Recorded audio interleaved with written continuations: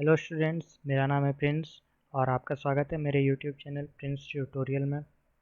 आज हम पढ़ने वाले हैं फोटोसिंथेसिस, जो कि लाइफ प्रोसेसेस चैप्टर का एक टॉपिक है। तो आज हम फोटोसिंथेसिस कंप्लीट करेंगे। क्लास 10th का लेक्चर है। तो चलिए स्टार्ट करते हैं। तो सबसे पहले लाइफ प्रोसेसेस के बारे में जान लेते हैं। तो लाइफ प्रोसेसेस क्या है? What our life processes? Biological life processes are the activities that an organism perform to survive. These are the basic activities that have to be done in order for an organism to survive.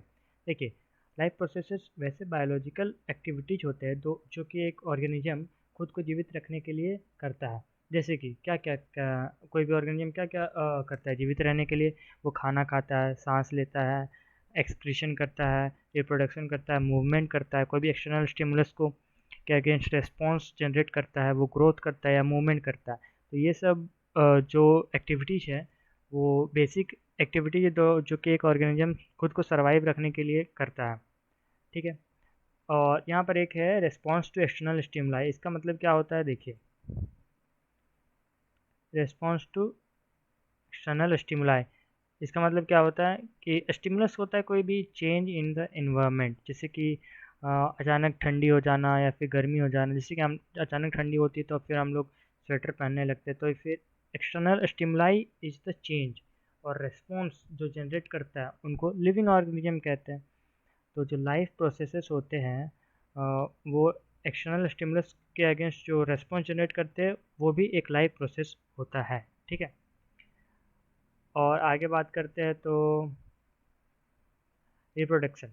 Reproduction कैसा life process है? देखिए, अगर reproduction नहीं होगा तो फिर आगे जो स्पीसीज है वो कंटिन्यू नहीं हो सकेगी।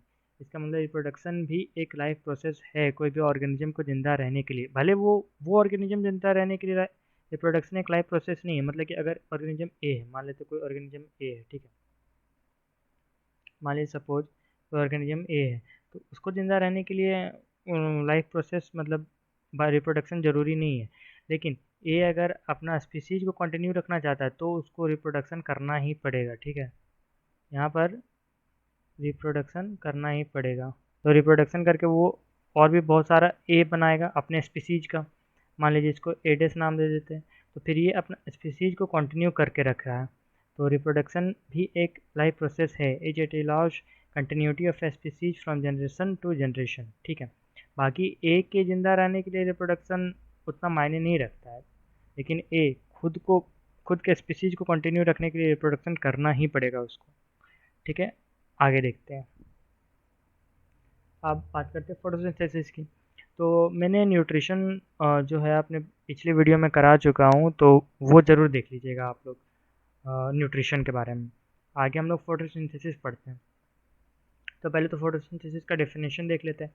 Photosynthesis is a physico chemical process in which plant uses sunlight energy and chlorophyll to make their own food, that is carbohydrate from inorganic substances water and carbon dioxide. ठीक है, photosynthesis क्या? Photosynthesis सबसे पहले तो एक physico chemical process है। ठीक है, photosynthesis is a physico chemical process. Physico chemical क्यों कहा? क्योंकि ये फिजिकल प्रोसेस भी है और ये एक केमिकल प्रोसेस भी है। ठीक है, जिसमें कि प्लांट सनलाइट एनर्जी और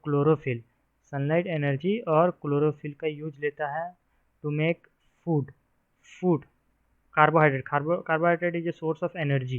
कार्बोहाइड्रेट एक फूड होता है। ठीक है, तो plant uses sunlight energy and chlorophyll to make their own food from inorganic substances. Inorganic क्या होता है भाई? इनऑर्गेनिक जो कि लिविंग ऑर्गेनिज्म से ना आता हो उन्हें कहते हैं इनऑर्गेनिक। इनऑर्गेनिक सब्सटेंसेस में क्या क्या प्लांट यूज लेता है? वाटर और कार्बन डाइऑक्साइड। वाटर और कार्बन डाइऑक्साइड को यूज करके क्या बनाता है? कार्बोहाइड्रेट। और कैसे बनाता है? सनलाइट एनर्जी की मदद से और क्लोरोफिल की मदद से। ठीक है, क्लोरोफिल के बारे में आगे पढ़ेंगे हम लोग डिटेल में। तो फिर से पढ़ लेते हैं। फोटोसिंथेसिस क्या? Photosynthesis is a physico chemical process जिसमें कि प्लांट सनलाइट एनर्जी और क्लोरोफिल का यूज करके अपना खुद का खाना बनाता है from inorganic substances that is water and carbon dioxide. मतलब वाटर और कार्बन डाइऑक्साइड का यूज करके वो कार्बोहाइड्रेट बना रहा है। ठीक है, और इसमें सनलाइट एनर्जी और क्लोरोफिल का हेल्प लग रहा। अब आगे पढ़ते हैं। Carbohydrates are utilise for providing energy to the plant. Obviously carbohydrate एक फूड का फॉर्म है, तो फिर उससे एनर्जी लेता है प्लांट। और बाकी ऑर्गेनिजम्स भी प्लांट से एनर्जी लेते हैं। तो प्लांट को जो खाते हैं ऑर्गेनिजम्स, जो हर्बीवोर्स ऑर्गेनिज्म होते हैं, वो भी प्लांट को खाते हैं कार्बोहाइड्रेट लेने के लिए। कार्बोहाइड्रेट बेसिकली एनर्जी प्रोवाइड करता है, ठीक है, कोई भी ऑर्गेनिज्म को।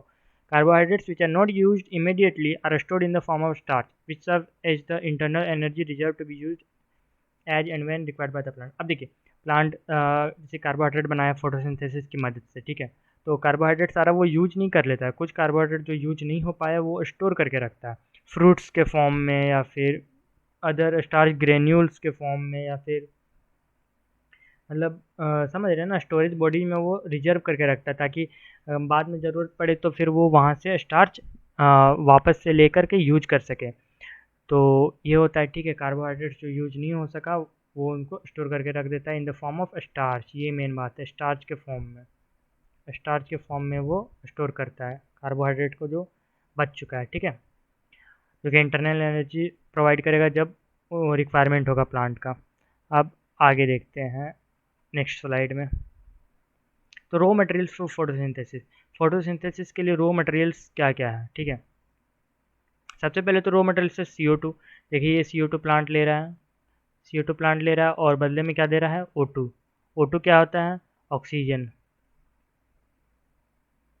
O2 इज ऑक्सीजन एंड ये CO2 इज कार्बन डाइऑक्साइड, ठीक है। तो carbon dioxide is raw material for photosynthesis. मतलब फोटोसिंथेसिस के लिए कौन कौन सा मटेरियल चाहिए, मतलब कार्बोहाइड्रेट बनाने के लिए, प्लांट को कार्बोहाइड्रेट बनाना है भैया, सनलाइट एनर्जी लेके, और उसके पास क्लोरोफिल तो है ही, क्लोरोफिल के बारे में आगे पढ़ेंगे। खैर आप लोगों ने 9th में पढ़ चुका होगा कि क्लोरोफिल एक ग्रीन पिगमेंट होता है जो कि सिर्फ ग्रीन प्लांट्स में होता है। तो क्लोरोफिल और सनलाइट की मदद से कार्बन डाइऑक्साइड को फिक्स करते हैं प्लांट्स इनटू कार्बोहाइड्रेट। तो कार्बन डाइऑक्साइड तो लगेगा ही फोटोसिंथेसिस में, और साथ ही साथ वाटर का भी ज़रूरत होगा फोटोसिंथेसिस में, वाटर के बिना फोटोसिंथेसिस नहीं हो सकेगा, ठीक है। तो रॉ मटेरियल्स क्या क्या होंगे फोटोसिंथेसिस के लिए, कार्बन डाइऑक्साइड एंड वाटर। ये बहुत ज़्यादा इंपॉर्टेंट है, मतलब 2 नंबर का क्वेश्चन आ सकता है कि रॉ मटेरियल्स फॉर फोटोसिंथेसिस, तो कार्बन डाइऑक्साइड एंड वाटर। जबकि सनलाइट एनर्जी क्लोरोफिल तो चाहिए ही चाहिए प्लांट को, लेकिन वो रॉ मटेरियल्स के फॉर्म में नहीं आएंगे, वो अदर फैक्टर्स हो जाएंगे जो फोटोसिंथेसिस में हेल्प करते हैं। बाकी जो एक्सटर्नल जो चीज़ चाहिए, जो एक्सटर्नल मटेरियल चाहिए, वो होता है carbon dioxide and water photosynthesis के लिए, ठीक है। नेक्स्ट स्लाइड में देखते हैं। तो नेसेसरी कंडीशंस, अब इसमें देखते हैं, देखिए अवेलेबिलिटी ऑफ सनलाइट और आपका क्लोरोफिल आ गया। तो necessary conditions for photosynthesis, photosynthesis के लिए नेसेसरी कंडीशंस, नेसेसरी मतलब जो ज़रूरत है, इसके बिना फोटोसिंथेसिस नहीं हो सकता। अगर ये चारों में से कोई भी अगर एब्सेंट रहा ना, तो फोटोसिंथेसिस नहीं हो पाएगा। मतलब इन चारों का रहना बहुत ही ज़्यादा ज़रूरी है,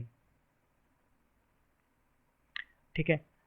देखते हैं, सबसे पहले तो अवेलेबिलिटी ऑफ सनलाइट, ठीक है, सनलाइट रहेगा, सनलाइट एनर्जी, एक्चुअली एनर्जी का काम तो यही कर रहा है, ठीक है, एक्चुअल एनर्जी का काम सनलाइट कर रहा है। तो फिर सनलाइट का तो ज़रूरत होगा ही होगा फोटोसिंथेसिस में। अगर सनलाइट ना ही नहीं रहा तो फिर फोटोसिंथेसिस क्यों होगा।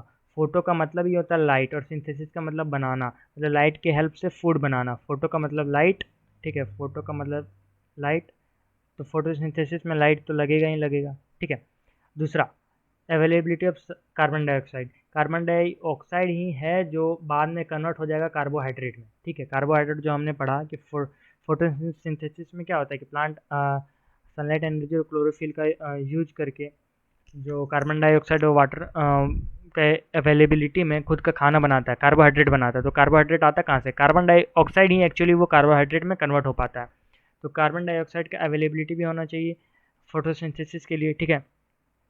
अब बात करते हैं अवेलेबिलिटी ऑफ वाटर, वाटर भी ज़रूरी है आपका फोटोसिंथेसिस के लिए, ठीक है। वाटर एक मीडियम प्रोवाइड करता है और इलेक्ट्रॉन्स भी देता है, वो आगे इसमें तो नहीं पढ़ना है आपके लेवल में, लेकिन फिर भी जान लीजिए कि वाटर ज़रूरी है आपका फोटोसिंथेसिस के लिए, ठीक है। और चौथा चीज़ तो क्लोरोफिल, क्लोरोफिल बहुत ज़्यादा ज़रूरी है, क्योंकि एक्चुअली क्लोरोफिल का काम क्या है, सनलाइट एनर्जी को कैप्चर करना। देखिए सनलाइट एनर्जी प्रोवाइड करता है, ठीक है, लेकिन सनलाइट एनर्जी को कैप्चर कौन करता है, क्लोरोफिल। क्योंकि सनलाइट एनर्जी जो प्रोवाइड कर रहा है उसको लेना भी तो पड़ेगा, कैच भी तो करना पड़ेगा, तो वो कैच कौन करता है, कैप्चर कौन करता है, क्लोरोफिल। तो फोटोसिंथेसिस के लिए सनलाइट का ज़रूरत चाहिए, कार्बन डाइऑक्साइड का नीड होगा, वाटर का ज़रूरत है, और क्लोरोफिल का ज़रूरत है। अगर ये चारों में से कोई भी एक एब्सेंट रहा ना, तो फिर फोटोसिंथेसिस पॉसिबल नहीं होगा, ठीक है। तो नेसेसरी कंडीशंस क्या होंगे फोटोसिंथेसिस के लिए, availability of sunlight, availability of carbon dioxide, that is CO2 molecular formula, availability of water, H2O is the molecular formula of water and presence of chlorophyll. ठीक है, क्लोरोफिल कहाँ पाया जाता है? क्लोरोप्लास्ट में, ग्रीन लीव्स में, ये हम लोग आगे पढ़ेंगे। तो where is chlorophyll found? Chlorophyll कहाँ मिलता है? देखिए, chlorophyll is found inside chloroplast of the plants. आप सब पढ़े होंगे क्लास 9 में कि क्लोरोप्लास्ट क्या होता है। क्लोरोप्लास्ट एक ग्रीन पिगमेंट, सॉरी, क्लोरोप्लास्ट एक सेल ऑर्गेनिल होता है प्लांट में। ठीक है, सेल ऑर्गेनिल होता है जो सिर्फ और सिर्फ प्लांट में पाया जाता है। ठीक है, सेल ऑर्गेनिल होता है जो कि प्लांट में पाया जाता है, क्लोरोप्लास्ट।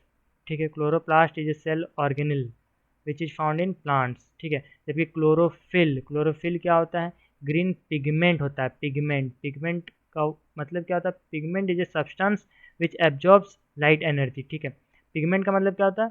वैसे सब्सटेंसेस जो एब्जॉर्ब करते हैं लाइट एनर्जी को। तो क्लोरोफिल एक पिगमेंट होता है। कैसा पिगमेंट होता है भैया? ग्रीन पिगमेंट होता है।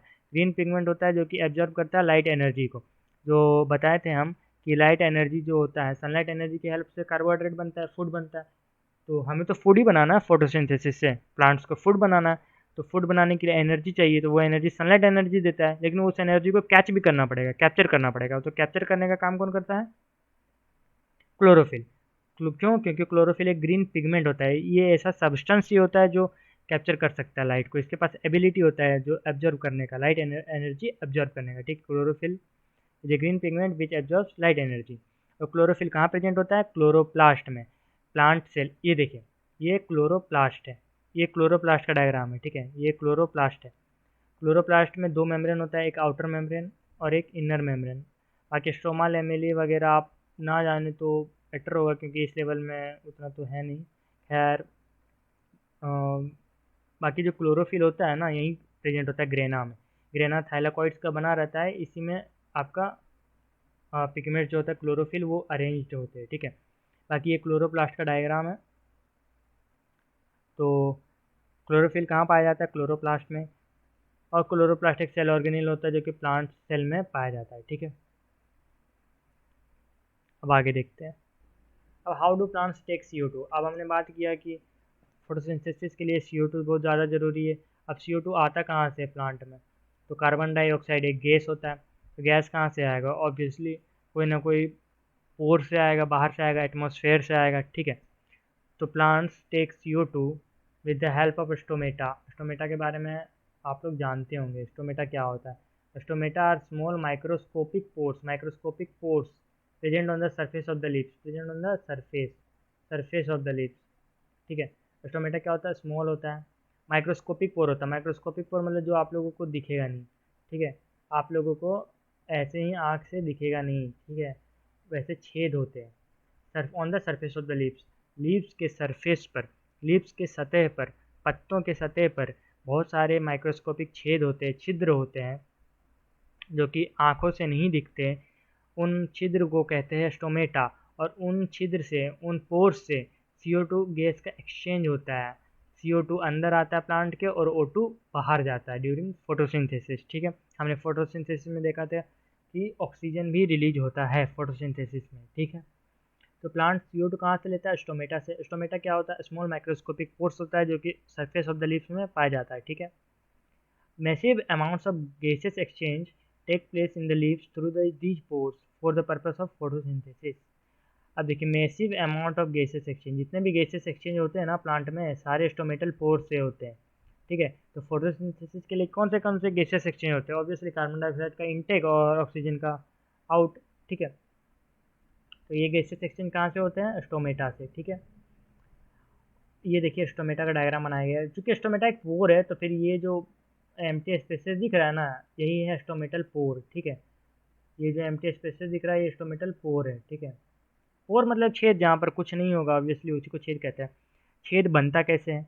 देखिए, ये गार्ड सेल है। एक्चुअली जो स्टोमेटा पोर के अराउंड जो सेल बने रहते हैं ना, बीन शेप्ड सेल, उनको गार्ड सेल कहा जाता है। ठीक है, गार्ड सेल्स जो कि गार्ड करते हैं, मतलब वो वो मतलब अलाउ करते हैं कि भैया स्टोमेटा खुलना चाहिए या बंद होना चाहिए। ठीक है, क्यों क्यों अलाउ करते हैं? क्योंकि स्टोमेटा अगर खुला रहेगा ना, तो फिर कार्बन डाइऑक्साइड तो इनटेक होगा ही होगा, लेकिन उस स्टोमेटा के साथ स्टोमेटा खुलने के कारण वाटर का लॉस भी हो जाएगा। ठीक है, large amounts of water can also be lost through these stomata, जिस प्रोसेस को कहते हैं हम लोग ट्रांसपिरेशन। ट्रांसपिरेशन के बारे में आप 9th में पढ़े होंगे। Transpiration is the evaporative loss, evaporative loss, ठीक है, एवापोरेटिव लॉस ऑफ वाटर, मतलब वाटर वेपर के फॉर्म में उड़ जाता है स्टोमेटा पोर्स से, ठीक है। तो स्टोमेटा अगर ज़्यादा देर तक खुला रहेगा तो फिर पानी का लॉस हो जाएगा, पानी का लॉस हो जाएगा तो फिर फोटोसिंथेसिस नहीं हो पाएगा, प्लांट्स को में वाटर की कमी हो जाएगी। इसलिए स्टोमेटा पोर को बंद करने और खोलने का काम कौन करता है? गार्ड सेल, ठीक है। गार्ड सेल यहाँ पर स्टोमेटा को बंद करने और खोलने का काम करता है। बाकी गार्ड सेल के ऊपर में भी क्लोरोप्लास्ट होता है जो कि फोटोसिंथेसिस करता है, ठीक है। अब आगे देखते हैं, देखिए, since large amounts of water can also be lost through these stomata, the plants closes these pores when it does not need carbon dioxide for photosynthesis. अब चूँकि लार्ज अमाउंट ऑफ वाटर भी लॉस्ट होता है stomata से, ठीक है, stomata से large amount of water भी लॉस्ट होता है, तो फिर इसलिए आपको प्लांट को क्लोज करना पड़ता है इन स्टोमेटा पोर्स को। ये देखिए, ये ओपन स्टोमेटा है और ये क्लोज स्टोमेटा है, ठीक है। ये क्लोज स्टोमेटा है, ये देखिए बंद हो चुका है, ये टोटली बंद हो चुका है। ये देखिए कितना बड़ा स्टोमेटल पोर था और ये कितना छोटा स्टोमेटल पोर है, ये एक्चुअली बंद हो चुका है, क्लोज्ड है, ठीक है। तो प्लांट को वाटर लॉस से बचने के लिए इन स्टोमेटल पोर को बंद करना पड़ता है, ठीक है। हालांकि फोटोसिंथेसिस के लिए कार्बन डाइऑक्साइड तो चाहिए, तो जितना चाहिए उतना ले लेता है, उसके बाद फिर स्टोमेटा पोर को बंद कर देता है। तो opening and closing of stomatal pore is a function of the guard cell. तो गार्ड सेल ही फंक्शन करता है स्टोमेटा को खोलने और बंद करने का, ठीक है। गार्ड सेल जब स्वेल कर जाएगा, जब गार्ड सेल के अंदर पानी आ जाएगा तो वो स्वेल कर जाएगा, स्वेल मतलब फूल जाएगा, जिसके कारण स्टोमेटल पोर ओपन हो जाएंगे, ठीक है। ये याद रखिएगा, जब गार्ड सेल स्वेल करेगा तो फिर स्टोमेटल पोर ओपन होगा, ठीक है। स्टोमेटल पोर ओपन होगा, जब गार्ड सेल स्वेल करेगा तो स्टोमेटल पोर ओपन होगा। लेकिन जब गार्ड सेल श्रिंक करेगा, श्रिंक मतलब जब सिकुड़ जाएगा गार्ड सेल, तो स्टोमेटल पोर क्लोज हो जाएगा, ठीक है। ये याद रखिएगा, जब गार्ड सेल में पानी भरेगा तो वो स्वेल करेगा और स्टोमेटल पोर खुल जाएगा, ओपन हो जाएगा। लेकिन जैसे पानी हटेगा गार्ड सेल से, वैसे ही गार्ड सेल श्रिंक करेंगे और स्टोमेटल पोर क्लोज हो जाएंगे, क्योंकि हमें वाटर लॉस से बचना है, ठीक है। अब देखिए कौन कौन से इवेंट्स होते हैं फोटोसिंथेसिस में। अब हमने फोटोसिंथेसिस के बारे में सबको जान लिया कि फोटोसिंथेसिस में क्या क्या चाहिए। फोटोसिंथेसिस में प्लांट्स को चाहिए sunlight, water, carbon dioxide and chlorophyll, ठीक है। हमने ये भी देखा क्लोरोफिल कहाँ प्रेजेंट होता है, कार्बन डाइऑक्साइड कैसे प्लांट्स इनटेक करते हैं, ठीक है। और स्टोमेटल पोर के बारे में भी जाने, सनलाइट एनर्जी ऑब्वियसली सन से आता है, और वाटर रूट से लेते हैं प्लांट्स, ठीक है, रूट से ज़मीन से पानी लेते हैं। बात करते हैं कि फोटोसिंथेसिस में होता क्या क्या है। फोटोसिंथेसिस में एक्चुअल फूड जो कार्बोहाइड्रेट होता है वो बनता कैसे, ठीक है। तो इसके स्टेप्स होते हैं, तो आपके बुक में 3 स्टेप पढ़ना है, ठीक है। तो देख लेते हैं कौन कौन सा इवेंट है। सबसे पहले तो फोटोसिंथेसिस में एब्जॉर्प्शन होता है लाइट एनर्जी का, ठीक है। लाइट एनर्जी का एब्जॉर्प्शन कौन करता है भैया? क्लोरोफिल, बता दिए। क्लोरोफिल एक ग्रीन पिगमेंट होता है विच एब्जॉर्ब्स लाइट एनर्जी, ठीक है। तो सबसे पहले तो लाइट एनर्जी का एब्जॉर्प्शन होगा, ग्रीन प्लांट सबसे पहले एब्जॉर्ब करेगा लाइट एनर्जी को, कहाँ से एब्जॉर्ब करेगा? क्लोरोफिल से, ठीक है। दूसरा ये है कि conversion of light energy to chemical energy, ठीक है, and splitting of water molecules into hydrogen and oxygen. दूसरा स्टेप क्या होगा? लाइट एनर्जी तो क्लोरोफिल एब्जॉर्ब कर लिया है, ठीक है, एब्जॉर्ब कर लिया लाइट एनर्जी क्लोरोफिल, ठीक है। अब कन्वर्जन होगा लाइट एनर्जी का केमिकल एनर्जी में, लाइट एनर्जी को केमिकल एनर्जी में कन्वर्ट करना पड़ेगा, क्योंकि फूड भी एक क्या है? केमिकल एनर्जी है। फूड जो है वो क्या है? केमिकल एनर्जी है ना। तो लाइट एनर्जी को सबसे पहले केमिकल एनर्जी में कन्वर्ट करना पड़ेगा। उसके बाद फिर स्प्लिटिंग होता है वाटर मॉलिक्यूल्स का, H2O का स्प्लिटिंग होगा किस में? हाइड्रोजन और ऑक्सीजन में, ठीक है। H2O किससे बना हुआ है? H2 एंड O से, तो ये टूट जाएगा, ठीक है, हाइड्रोजन अलग हो जाएगा और ऑक्सीजन अलग हो जाएगा, ठीक है। तो क्या हुआ? कन्वर्जन हुआ लाइट एनर्जी का केमिकल एनर्जी में और स्प्लिटिंग हुआ वाटर मॉलिक्यूल्स का इनटू हाइड्रोजन एंड ऑक्सीजन, ये दूसरा स्टेप हुआ। अब तीसरा स्टेप देखते हैं, reduction of carbon dioxide to carbohydrate. तीसरा मेन स्टेप है, जो मैंने कहा था कि कार्बन डाइऑक्साइड कार्बोहाइड्रेट बनाना है, कार्बोहाइड्रेट में कार्बन होता है, तो कार्बन कहाँ से आता है भैया? कार्बन डाइऑक्साइड से आएगा। कार्बन डाइऑक्साइड एक रॉ मटेरियल है प्लांट के लिए जो यूज करता है कार्बन डाइऑक्साइड को बनाने में, कार्बोहाइड्रेट बनाने में, ठीक है। कार्बन डाइऑक्साइड का यूज करता है प्लांट्स कार्बोहाइड्रेट बनाने में, ठीक है। तो तीसरा मेन स्टेप है जहाँ रिडक्शन होता है कार्बन डाइऑक्साइड का कार्बोहाइड्रेट्स में, ठीक है। तो ये 3 स्टेप होता है जिससे पूरा का पूरा फोटोसिंथेसिस कंप्लीट होता है, ठीक है। आपके लेवल में इतना ही जानना है। पहला एब्जॉर्प्शन हुआ लाइट एनर्जी का, कौन लाइट एनर्जी का एब्जॉर्प्शन किया? क्लोरोफिल। दूसरा कन्वर्जन हुआ लाइट एनर्जी का केमिकल एनर्जी में। लाइट एनर्जी एक फिजिकल एनर्जी होता है जो यूज नहीं कर सकेगा प्लांट जब तक वो केमिकल एनर्जी में ना कन्वर्ट कर सके, ठीक है। क्योंकि प्लांट को फूड बनाना है, फूड एक केमिकल एनर्जी है, तो लाइट एनर्जी एक फिजिकल एनर्जी है। लाइट सिर्फ हीट में कन्वर्ट हो सकेगा, लेकिन उस हीट से फूड नहीं बनेगा ना, तो उस फूड को बनाने के लिए पहले केमिकल एनर्जी में कन्वर्ट करना पड़ता है प्लांट्स को। तो प्लांट्स लाइट एनर्जी को कन्वर्ट करेगा केमिकल एनर्जी में, ठीक है। उसके बाद फिर स्प्लिटिंग करेगा वाटर मॉलिक्यूल्स का हाइड्रोजन और ऑक्सीजन में, ठीक है। ये भी बहुत मेन स्टेप है। वाटर मॉलिक्यूल को हाइड्रोजन और ऑक्सीजन में स्प्लिट करेगा, तोड़ देगा, क्योंकि जो हाइड्रोजन है ना, ये हाइड्रोजन आपका रिड्यूस करेगा कार्बन डाइऑक्साइड को कार्बोहाइड्रेट में। रिडक्शन क्या होता है? Reduction is the addition of hydrogen, ठीक है। रिडक्शन आप पढ़ेंगे कि रिडक्शन क्या होता है कि कोई किसी भी चीज़ में हाइड्रोजन लग जाता है तो वो रिड्यूस हो जाता है। तो हमें हाइड्रोजन चाहिए रिड्यूस करने के लिए, कार्बन डाइऑक्साइड को कार्बोहाइड्रेट में रिड्यूस करने के लिए हमें हाइड्रोजन चाहिए, और वो हाइड्रोजन कहाँ से मिलता है? वाटर मॉलिक्यूल से। तो स्प्लिटिंग भी ज़रूरी है वाटर मॉलिक्यूल का, ठीक है, हाइड्रोजन और ऑक्सीजन में। बाकी जो ऑक्सीजन बचा वो एवॉल्व हो जाएगा। देखिए ये ऑक्सीजन है वो रिलीज हो जाएगा प्लांट से। इसलिए हम कहते हैं कि फोटोसिंथेसिस जितना ज़्यादा हो सके उतना प्लांट लगाइए, ताकि फोटोसिंथेसिस प्लांट जब करेगा तो कार्बन डाइऑक्साइड ले लेगा और ऑक्सीजन दे देगा। तो ऑक्सीजन रिच एनवायरनमेंट क्रिएट करता है कौन? प्लांट्स यूजिंग फोटोसिंथेसिस, ठीक है। ये फोटोसिंथेसिस का जनरल इक्वेशन है जो कि पढ़ना है। 6CO2 + 6H2O in the presence of chlorophyll sunlight gets converted to glucose and oxygen. Glucose का ये फार्मूला याद कर लीजिए, C6H12O6 होता है, यही ग्लूकोज आपका कार्बोहाइड्रेट बनाता है, ठीक है। देखिए फोटोसिंथेसिस में मैंने कहा था क्या क्या लगता है? कार्बन डाइऑक्साइड, ठीक है, वाटर, ये सब तो रॉ मटेरियल है, ठीक है। इसलिए इनको रॉ मटेरियल कहा गया है क्योंकि ये सारे रिएक्शन के इस साइड है, ये रिएक्टेंट में काम आते हैं, ठीक है, रिएक्टेंट में, इसलिए इन्हें रॉ मटेरियल कहा गया। प्रोडक्ट क्या बना? Glucose and oxygen. ग्लूकोज आपका स्टोर हो जाएगा प्लांट में कार्बोहाइड्रेट के फॉर्म में, और ऑक्सीजन जो है वो रिलीज हो जाएगा, ठीक है, एटमॉस्फेयर में, ठीक है। और ये इस कन्वर्जन के लिए क्या ज़रूरत है, क्या ज़रूरी है? क्लोरोफिल, ठीक है, जो कि आपका सनलाइट एनर्जी को ट्रैप करता है या फिर कैच करता है, और क्या ज़रूरी है? सनलाइट। तो ये फोटोसिंथेसिस का जनरल इक्वेशन, ठीक है। बाकी ये 6 और ये 6 ये सब स्टोशियोमेट्रिक कोफिशिएंट है जो कि बैलेंसिंग में काम आता है एक्चुअली, ठीक है। तो ये जनरल इक्वेशन जो आप रट लीजिए या याद कर लीजिए, जो करना है कीजिए, ये आपका एग्जाम में लिखना ही पड़ेगा, ठीक है। और ये एरो के ऊपर में क्लोरोफिल और सनलाइट ये डिपिक्ट किया गया है, ये दर्शाया गया है कि फोटोसिंथेसिस में क्लोरोफिल और सनलाइट का बहुत ज़्यादा इंपॉर्टेंट रोल होता है, ठीक है, बहुत ज़्यादा इंपॉर्टेंट रोल है, क्योंकि इन दोनों के बिना मतलब फोटोसिंथेसिस हो ही नहीं सकेगा, क्योंकि फोटोसिंथेसिस में फोटो का मतलब ही होता है सनलाइट, ठीक है। बाकी रॉ मटेरियल हो गया कार्बन डाइऑक्साइड और वाटर।